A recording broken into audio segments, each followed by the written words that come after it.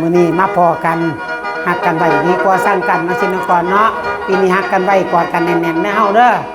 อย่าปาอย่าหลานอย่าล่ากันไปเพิ่นว่าไปพุ่นกินปลามาพี่กินข้าวซะตัวไปพุ่นจีบผู้เฒ่ามาพี่จีบผู้สาวว่าซั่นเพิ่นว่ามื้อนี้ล่ำแค้นล้วนๆเนาะมื้อนี้ล่ำแค่ล้วนๆ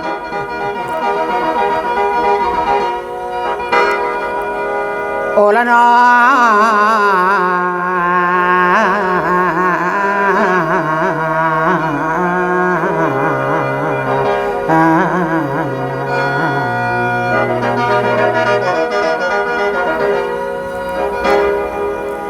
เอานี่พ้นยังว่าโคตมาซาตังมากะมังยันดาก้อนสิจานิท่านแต่พระเจ้าเอาการผ่านมาโลกามาเป็นสัตว์เป็นสา500 ชาติงานมุนมาได้เป็นคนพระเนจร50 ปีละย้อน10 ค่อนได้เป็นพระเวสสันดรก่อนไปเป็นเทวาอยู่บนชั้นสุติตาก่อนนิมนต์ลงมาปราบประจนคนผ่านเป็นข่าวสีถาดราชกุมาร16 ปีข้าได้พิมพาเป็นเมียได้ลูกเสือล่าหุน29 ปีรุ่นออกบรรพชา6 ปีข้าได้เป็นสัพพัญญูได้เป็นครูสอนคนตะเบิ่งตนไหลกับนับไปหลายอาสงไขยพระเจ้าใส่ซาตังสาวนวลนางสีมาเว้าให้ฟังให้จำเอาไว้แน่พ่อลุง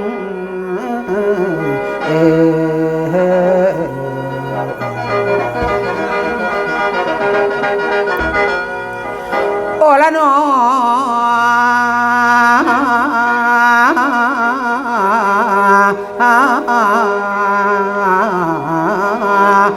นวล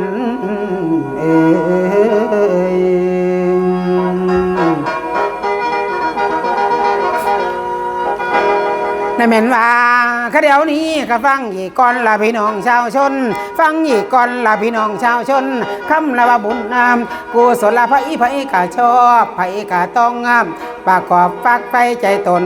ท่านยังลงพักป่าขวามีกระต้องใจถ่วงที่นอบเด้อคุณปาถนา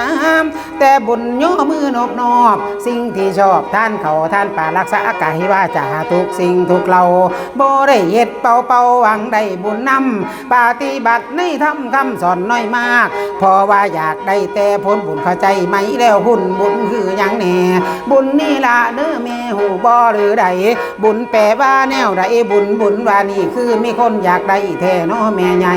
ดีวิเศษแนวใดจังมีคนอยากได้แท้บุญนี่หมู่เฮาเจ้าพี่น้องพ่อแม่ทั้งหลายพากันมาเอาบุญสู่คนจนจังไผก็เสียงเดียวใดเอาบุญแม่นบ่มาเอาบุญกูเกินมาเถินหมู่สวนล้วนตั้งแต่อยากได้ใจใส่ประสงค์บุญหวังสิไปเป็นทุนต่อไปวันท้ายเหมือนว่าบุญนี่ของดีบ่มีสอจังสันตัวพี่น้องความเบาจะว่าผู้ความเบาจังหวัง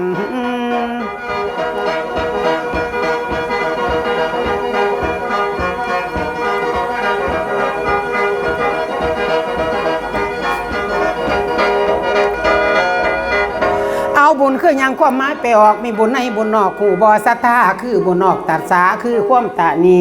ความขี้ที่ตัดออกลอกไปคือจราคาไทยท่านั่งแบ่งหมู่ของภายนอกมีอยู่สัพพวาผู้ท่านเช่นว่าการเครื่องอุปโภคของนอกกายาโดยใจเจตนาเหลี่ยมใสใจต่อของภายในคือปฏิปตาปฏิบัติผู้เชื่อไตรทวันรอบขอบให้หูจักระบอบจารณาคำสอนนี่ละแยกเป็นก่อนบุญในบุญนอกก่อนแยกออกก่อนกายเมื่อจาใจเรียกบุญไก่บุญไก่หลายแนวกะแม่นบุญตัวนี้ละเป็นแก่นอริยสัพภายในบุญแปลว่าจังไดอีหูจักแล้วตีบุญมี4หัวขอร่วมกันคือ1แปลว่ากองกาชัยว่ากันว่าเต็มบุญบ่แม่นของเข้มของบูดของเนาแปลว่าสุขนั้นเราคือสุขกายสุขใจแปลว่ากองต่อไปคือกองมวลกิเลสเฮ็ดเหี่ยวเป็นเหตุให้มนให้มองเอิ้นว่าใจเจ้าของคัดสีซ้ำละซักฟอกให้สนาความโลภโกรธหลงเด้อแม่เด้อพ่อเด้อเพิ่นว่าบุญนั้นแปลว่าหยังบุญแปลว่าเต็มด้วยจิตเต็มด้วยใจเต็มด้วยปิติเต็มด้วยปีดีในธรรมทั้ง5บุญเมืองฝ่ามีหยังหูไปบุญเมืองคนนั้นได้หยังแท้แน่นอนบุญเมืองคนนั้นได้บุญเกิดกับตามีพละท่านได้มนุษย์สมบัติพร้อมบริบูรณ์ขันธ์5กายาครบครัว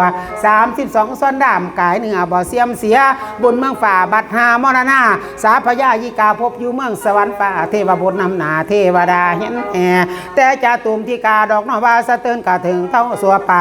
ดาวดึงเคลื่อนย้ายต่อใส่นีมา ตุชิตายามาปริวิตาวทิทีสวรรค์6สันอีกถึงพรม16ขันมีอรูปพรม4นี่ละพันไปที่ตั้งท่านทองแห่งบุญตายไปแล้วอยู่ปุ่นเนาแผ่นมีม่านแม่นแดนสวรรค์เทวีกินนาลีนั่งล้อมอปสอนมาพร้อมเขาวีผัดเป่าบุญนี่ละมู่เจ้าสิพายูสุบอนดีบุญนี่ดีวิเศษศักดิ์สิทธิ์บุญเป็นของมีฤทธิ์บ่มีไผเท่าสิพาหอใดหอไปบนเมฆบุญเป็นเอกต่อเจ้าบ่มีเสาเลื่อมใดไผก็เกลือบุญใส่ในตนผลสินำบำน้อยอวยเมื่อเมืองฝ่าเทวบุตรนำหนาเทวดาแทนรอ